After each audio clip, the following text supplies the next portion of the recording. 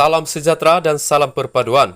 Pengurusi Perikatan Nasional Tan Sri Muhyiddin Yassin diminta tidak cuba mengalihkan isu dengan mendakwa ada cubaan pembunuhan karakter dalam siasatan membabitkan dana berkaitan COVID-19 ketika pentadbirannya.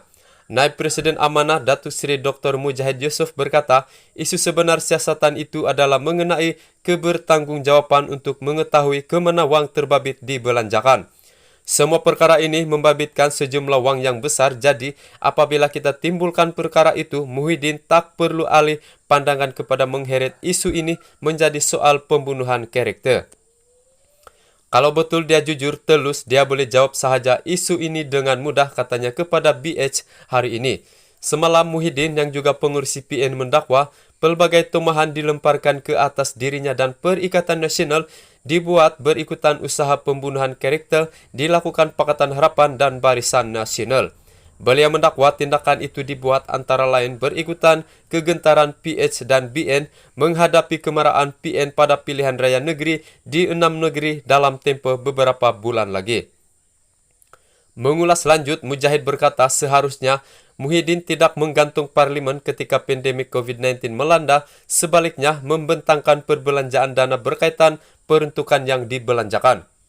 Ingat tak dahulu ketika COVID-19 kita tuntut supaya parlimen jangan digantung, kalau parlimen tak digantung barulah ahli parlimen tahu apa perlu duit sebanyak ini, apa perlu dibelanjakan.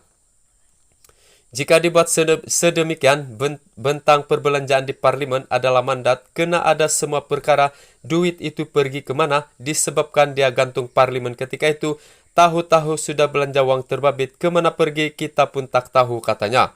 Sementara itu, Ahli Majelis Kerja Tertinggi UMNO Datuk Dr. Fathul Bari Mat Jahaya menyifatkan dakwaan ahli parlimen Pago itu sebagai satu perkara subjektif. Katanya tiada sesiapa berhak membuat dakwaan kerana proses siasatan isu terbabit masih berjalan. Ini satu isu subjektif kalau dia sebut begitu, kalau nak sebut pembunuhan karakter zaman PH, zaman PN pun berlaku ke atas UMNO serta BN, itu pun boleh dilabel sebagai pembunuhan karakter. Sekarang ini isu itu dibangkitkan dan siasatan dibuat dan seperti mana proses yang lalu, biarlah siasatan itu berjalan. Tak perlu timbulkan isu pembunuhan karakter ini. Jadi semua isu itu masih dalam proses, seperti mana kita menghormati keputusan mahkamah, menghormati keputusan pihak berkuasa menjalankan siasatan, maka berilah kerjasama yang penuh, katanya.